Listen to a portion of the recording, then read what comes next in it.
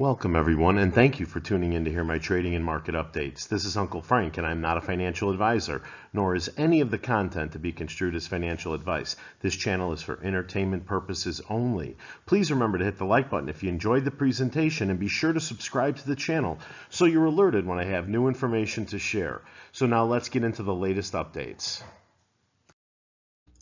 Hey, welcome back, everyone. I believe the shorts haven't covered yet. In fact, I believe they are so short AMC and the individual names in the Russell 2000, the small caps, they can't possibly cover even if they wanted to. So they bought calls to historic record levels. They have admitted as much, and you could read the article on the screen for yourself. They will never cover until they're forced to, because covering now would be a catastrophic event for them, for some of the prime brokers, and even some clearing firms, just like it was when they took away the buy button at Robinhood. I believe this crap is coming to a head. I believe our CEO lied when he said he's seen no evidence of synthetic shares. I believe he deliberately killed the third quarter rally we deserved before it even started, and on purpose. And he's done this multiple times before. I reject the idea that I need a CEO that's been blackmailed or is susceptible to blackmail and invested our money in a previously bankrupt gold mine, all to bail out 5 bondholders that all were or are short AMC, while at the exact same time was texting explicit photos of himself. Hashtag there's gold in them thar hills. That company now has an 81% chance of going bankrupt. I believe our board is run by Wall Street via Philip Lader of Morgan Stanley. Our CFO is also from Morgan Stanley. Our chief investment banker is from Citi, a short seller of AMC. And they were the authors of the ape, hashtag today we pounce, its conversion, and the unnecessary reverse split that cost us billions in market cap. I believe they rigged the shareholder vote with Antara, who also made a fortune again at our expense and also remain a short seller of AMC. And they will never do anything intentionally to hurt the interests of Wall Street, and have proven that time and time again. I believe senior management ran an enrichment scheme at the expense of the apes, wildly bumping up their pay plans in 2020 during the pandemic, while we were being starved for movie releases, and even when our theaters were closed.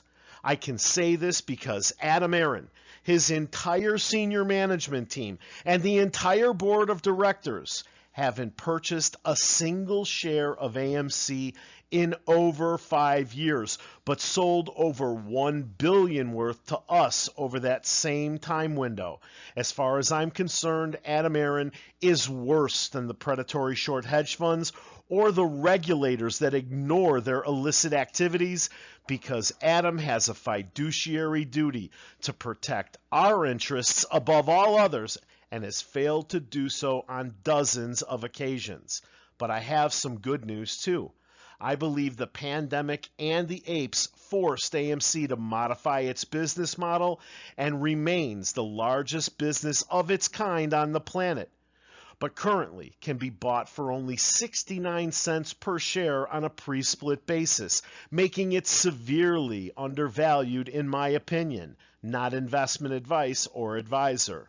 In addition to being the largest movie exhibitor in the world, Amy has added a branded credit card program, a thriving merchandise business, and a retail popcorn line featured in the world's largest retailer, Walmart, and is on the cusp of adding 2 more large retailers at this very moment. But the most exciting development so far is AMC joining the distribution business, first with Taylor Swift and now with Beyonce. Sadly, I believe no amount of good news will force the shorts to cover or stop Adam from selling stock strategically and putting out strategically timed negative tweets to protect the interests of Wall Street.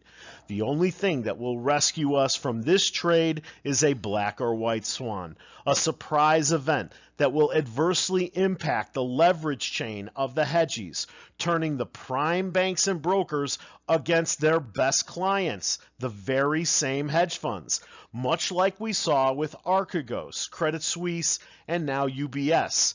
It will not be a special dividend planned in our boardroom by our very own enemies or some new rule or enforcement action from the regulators. It will only be an act of God, a black or white swan.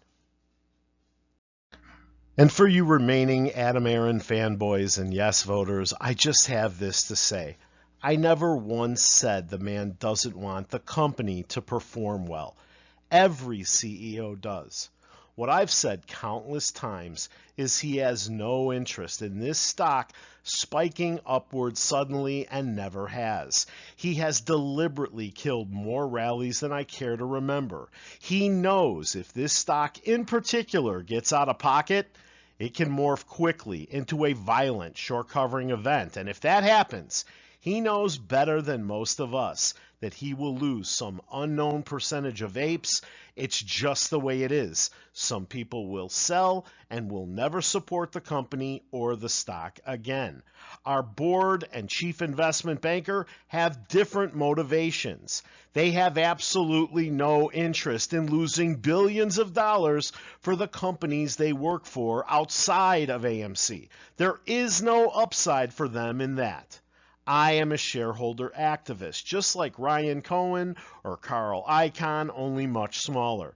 But big shareholder activists take large positions in a company, try to acquire board seats, and then push agendas or policies that will enhance shareholder value. We don't have anyone in our boardroom like that.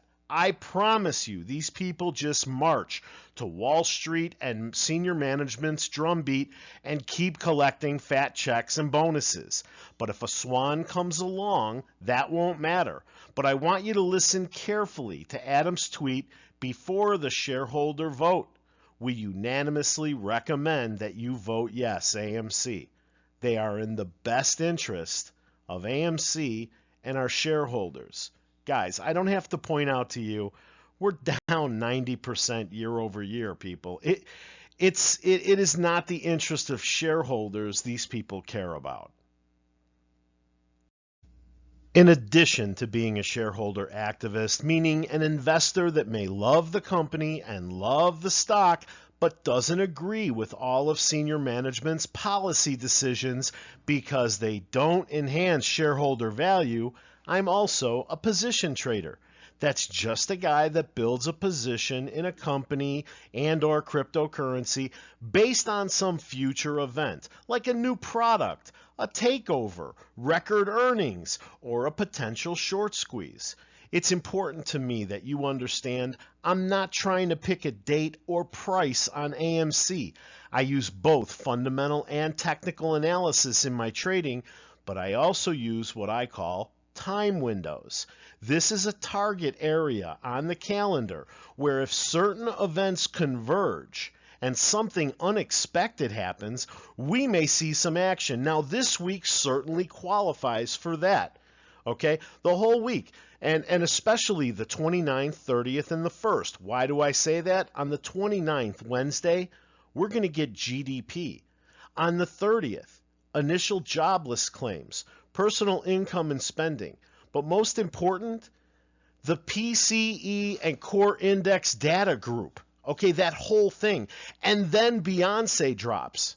Okay, now this is the kind of thing I'm talking about. If a black or white swan flies into the middle of all this action, we could see some action. That's what I mean by a time window.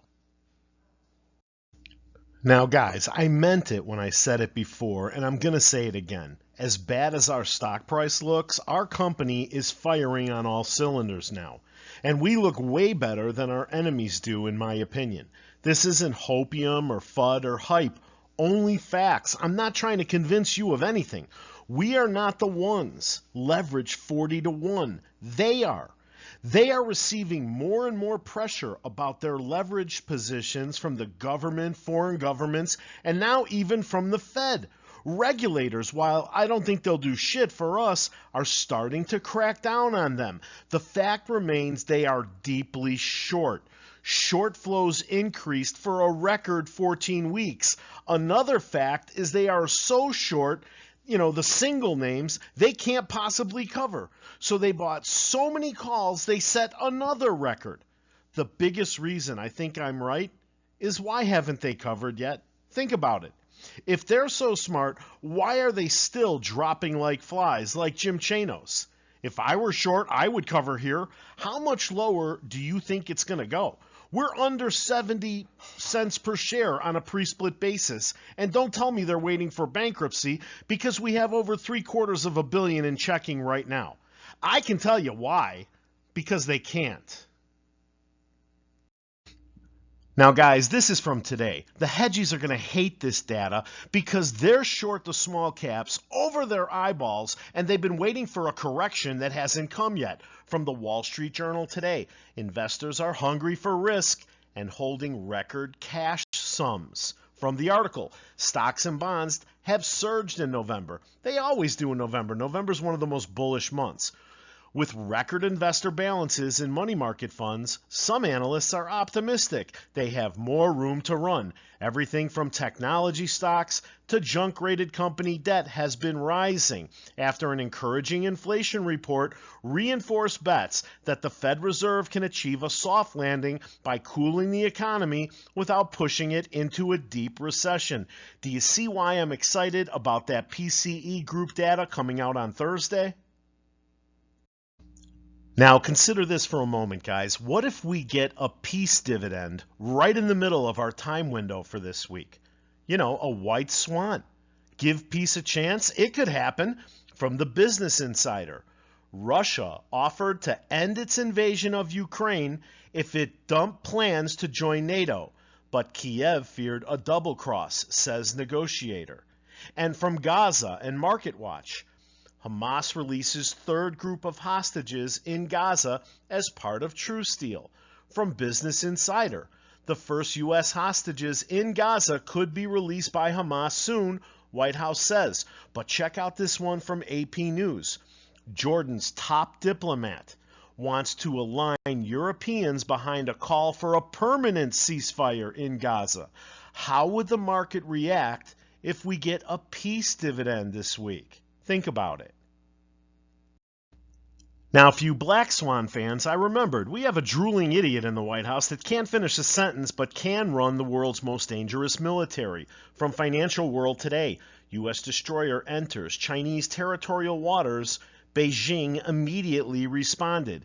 In a move that further strained already tense relations between the United States and China, the U.S. destroyer Hopper entered Chinese territorial waters on Saturday without the approval of Beijing authorities. The Chinese military responded by deploying naval and air forces to track, monitor, and warn the ship, according to an official statement posted on the WeChat network of the People's Liberation Army Southern District Command. If you want Uncle Frank's honest opinion, I don't think China's going to invade Taiwan anytime soon. Their economy is very fragile right now, and they don't need static and boycotts from the rest of the world, but we shall see. Guys, I was really hoping for a movie trifecta, especially over this Thanksgiving holiday weekend, with Disney's Wish, Napoleon, and Hunger Games all dropping at the same time. We did okay, but not as good as I hoped. From Variety, Disney's Wish fizzles, Napoleon beats expectations as Hunger Games lands on top again. So Napoleon and Hunger Games are doing okay. And from Media, all new movies are woke garbage. 10 nostalgic movies, far better than the new stuff. Look, Disney needs to get its act together now. Okay, this came in Sunday night. I think it's funny, so I wanted to share it with you. From Barron's, stocks poised to open lower. I've been watching this stuff for so long now. I can tell you what Wall Street wants just by scanning the headlines of the financial media. U.S. stocks are poised for a slightly lower open on Monday ahead of this week's release of October inflation data from the Bureau of Labor Statistics. As of 6:19 p.m. Eastern Time on Sunday, the Dow Jones lost 23 points, or 0.1%. The S&P 500 fell 0.1%, and NASDAQ futures slipped 0.2%. Guys, can you hear it? Can you hear how bad they need a correction? They need a sell-off. They're begging for one. Hey, some of my subscribers might remember I used to put this chart up all the time. Companies with the highest cost to borrow shares. Alpine Summit Energy Partners leads the way right now at 1,187%. AMC used to be on this list all the time. It used to have a cost to borrow of like 1,000%, and there were like 3,000 to 30,000 shares available to borrow. That was it. Now we've got 3.9 million shares available at a rate of 2.33%. You know, that rate is up, but I just wanted to show you the difference, the before and after. You see, APE, the reverse split, the conversion, that was exactly what Wall Street needed. Now there's lots of available shares to lend at a much more reasonable rate. You see how that works? Now let's go to Reddit's sentiment and mention tracker because I have something to show you. Of course, number one is Bitcoin. GME comes in the 5th position with 177 mentions. AMC has climbed to the 7th position with 118 mentions, but that's up 247%. It's leading the change in mentions on all of the top 10 entries. XRP, my favorite, came in at 10th with 80 mentions, up 90%. Okay, as of Sunday night, Max Payne stands at 750 and the put-call ratio is 0.4510. Key turning points from barchart.com based on that last price of 690. Expect support to the downside at 680, 671, and 659. To the upside, expect resistance at points 701, 713, and 722. And here's a comment from the premiere of Beyonce's film Renaissance by Variety. Concert doc highlights the pursuit of perfection with dazzling results. I want you to know something about the actual concert tour itself, though, and this may translate well for us. By its conclusion in early October, the tour amassed a staggering 579 million worldwide, with 2.7 million fans attending across 56 dates in 39 cities, the highest grossing tour by a black artist and the 8th highest grossing tour of all time. And before the bell, let's check in with exec sums year to dates. S&P 500 4559, up 18.7% for the year. The Dow 35,390, up only 6.8% year to date. Nasdaq 14,250, up 36.2%. Bitcoin 37,374, up 125.8%. Ethereum 2,056, up 71.9%. Gold back over 2,000 at 2,005.30, up 9.4% for the year. Oil down to 77.21, down 1.5% for the year. And the 10-year Treasury stands at 4.47. That's up 64 basis points year to date. I wanted to close this episode with a conversation about the exchange-traded funds, or ETFs, that hold AMC. Apparently, there are 47 ETFs that hold our stock. They hold just under 6 million shares altogether. The biggest holder is ticker symbol VB. That's the Vanguard Small Cap ETF. And the largest allocation percentage goes by ticker MEME, which is a Roundhill exchange-traded fund. While I was scrolling through all the ETFs that own AMC or have a position in our stock, I noticed a strange one, the Schwab Crypto Thematic ETF. Apparently, they've got just about 15,000 shares. I wanted to learn more about this crypto thematic ETF that owns our stock. According to their analysis and insights comments, STCE is passively managed to hold global equities, including depository receipts of companies involved in validating consensus mechanisms for crypto or other digital assets, enabling the use of crypto or other digital assets to buy or sell goods and services, the applications of blockchain and other distributed ledger technologies. The index determines relevance and exposure to the theme by applying a proprietary natural language processing or NLP algorithm. Each company is scored for thematic relevance based on regulatory and patent filings. My question, what does this have to do with movie theaters? Maybe one of you guys can find out. Hey, I want to thank you for watching, and please remember to hit the like button after this slide if you enjoyed the presentation. Subscribe to the channel and set the alert so you're notified when I have new information to share. See you at the bell.